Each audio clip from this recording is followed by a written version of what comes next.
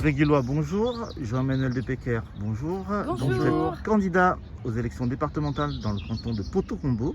C'est ça. Est-ce que vous pouvez nous expliquer un peu les grandes lignes de votre programme pour ce canton? Vas-y Audrey. Alors, les grandes lignes, c'est déjà mettre en place une maison médicalisée sur le canton, renforcer les caméras de surveillance et les dispositions pour la police municipale. En fait aussi on va travailler sur les voiries. On va continuer parce que le département a fait un gros travail, la majorité départementale que l'on représente, parce qu'on fait partie de la majorité départementale sortante. Et donc on va continuer le travail sur l'amélioration des voiries. Aussi l'avantage c'est qu'on a fait beaucoup de porte-à-porte avec Audrey ces dernières semaines et nos concitoyens, donc des communes de Ponto, Roissy et Embrunville, nous ont donné des sujets qu'on connaissait mais qui leur tenaient vraiment à cœur. Et on a intégré ça dans notre programme. Un exemple, les fuites dans le tunnel d'Embrunville-Ponto, le mur du son sur la Francilienne, ou aussi les problèmes de son également sur l'aérodrome.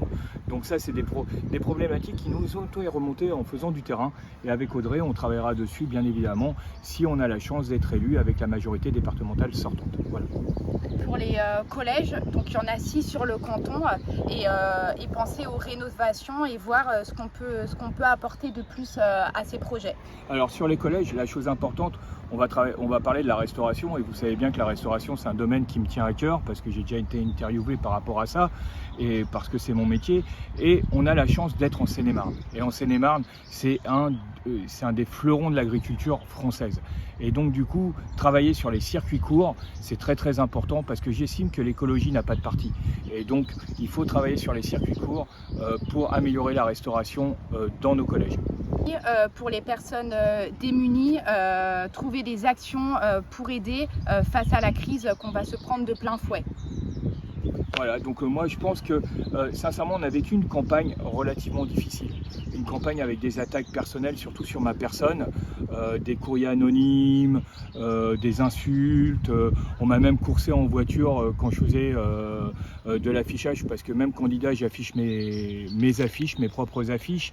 Et donc bon bah tout ça on a gardé les preuves bien évidemment, les vidéos, les enregistrements, et on n'est pas rentré dans ces attaques-là, parce que nous aujourd'hui on est là pour défendre un programme, un projet, un bilan, le bilan de la majorité sortante.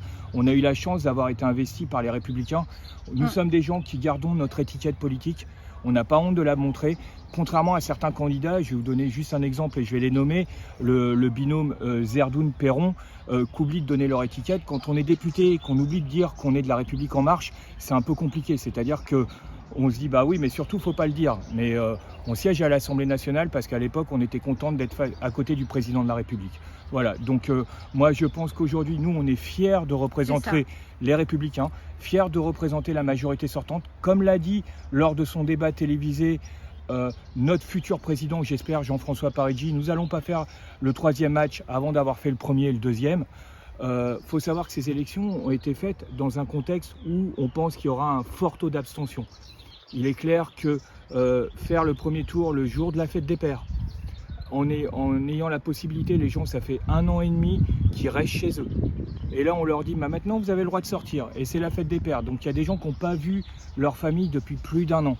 Et donc, ils vont profiter de ce week-end-là pour se rencontrer en famille. Et je le comprends et je le conçois.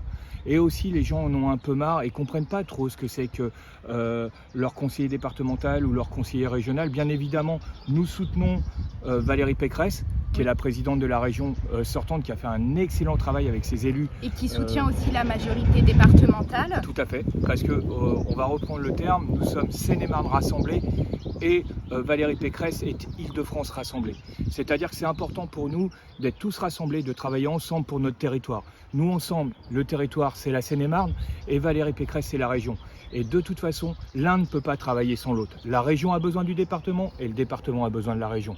Avec Audrey, on a voulu faire aussi un binôme de la maturité, c'est-à-dire un homme de 53 ans, ancien élu de la République, qui sait ce que c'est et qui a l'habitude d'avoir été un élu de terrain et Audrey, la jeunesse, qui représente la jeunesse parce que c'est la Benjamine. C'est ça, tout à Vous fait. avez quel âge, Audrey? J'ai 26 ans et pour moi c'était très important de montrer qu'il y a des jeunes qui s'intéressent et c'est dès maintenant qu'il faut se mobiliser tous ensemble. Comme Jean-Emmanuel l'a dit, on a eu la chance d'aller faire du porte-à-porte, de rencontrer les gens et on a eu un très bon accueil parce que c'est vrai que souvent on ne voit pas forcément des jeunes et voilà, c'est important et on voulait vraiment toucher le plus de personnes possible et c'est ce qu'on a fait et on tenait vraiment à remercier déjà toutes les personnes qui nous ont accompagnés dans cette campagne, toutes les personnes que nous avons rencontrées grâce à nos actions sur les marchés, les supermarchés, les porte-à-porte qui nous ont donné vraiment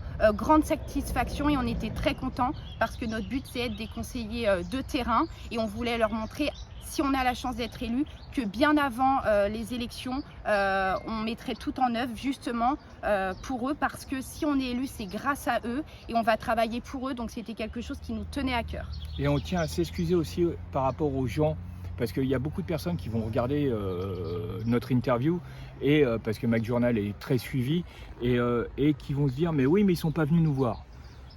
Le temps de campagne a été très très court, on a fait un maximum, ça fait plus de 4 semaines que nous faisons du porte-à-porte, mais on n'aura pas pu faire tous nos concitoyens, hélas et malheureusement. Et on tient à s'excuser par rapport aux gens qu'on n'a pas pu aller voir chez eux, mais ce n'est que partie remise, parce que les gens qui me connaissent, et là on va parler de l'élu de la République que j'étais précédemment, parce qu'on sait très bien que j'étais, pour ceux qui habitent Roissy-en-Brie, j'étais adjoint au maire de la ville de Roissy-en-Brie sous le précédent mandat, et je veux rester un élu de terrain proche de mes concitoyens comme j'ai toujours fait. Je ne ferai pas de promesses, parce que moi les promesses c'est des choses que l'on doit tenir.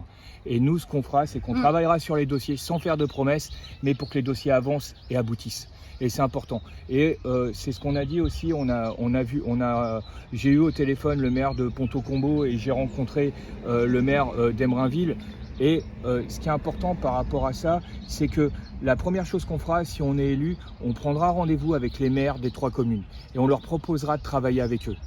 Parce que c'est important, le conseil départemental c'est ça. Et les gens nous le disent quand on fait du porte-à-porte, ils ne savent pas à quoi sert un conseiller départemental et ils connaissent pas leur conseiller départemental. Et donc nous, aujourd'hui, ce qui est important pour nous, c'est d'aller à la rencontre de nos concitoyens et travailler pour eux et avec eux. Voilà, de créer déjà cette relation bien avant les élections parce que c'est très très très important. Et puis on compte sur eux et on les remercie d'avoir pris le temps de nous rencontrer. Et ce qui est important aussi, surtout, c'est de prendre les 5 minutes pour aller voter. C'est ça. C'est très très important. Chacun fera ce qu'il veut dans l'isoloir. Mais il est important d'aller voter parce qu'il va y avoir un fort taux d'abstention et malheureusement ce taux d'abstention favorisera le Rassemblement national. D'accord ? Et je pense que c'est important que les gens aillent voter, qu'ils s'expriment. Et bon, s'ils viennent voter pour nous, tant mieux et on le souhaite vraiment. Pourquoi ? Parce que la majorité départementale a fait un excellent travail et a remonté le département et on a un département qui a vraiment évolué lors de ce dernier mandat. Et on souhaite vraiment continuer ça. On fait partie d'un canton qui est dans la minorité aujourd'hui et non la majorité. Et ce qui nous a motivé avec Audrey pour notre candidature, parce que lors de la dernière interview que j'avais eue, j'avais dit la politique, je la mets en stand-by.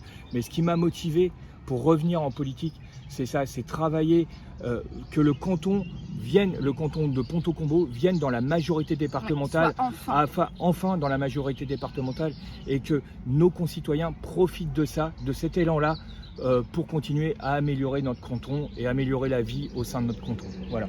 C'est ça.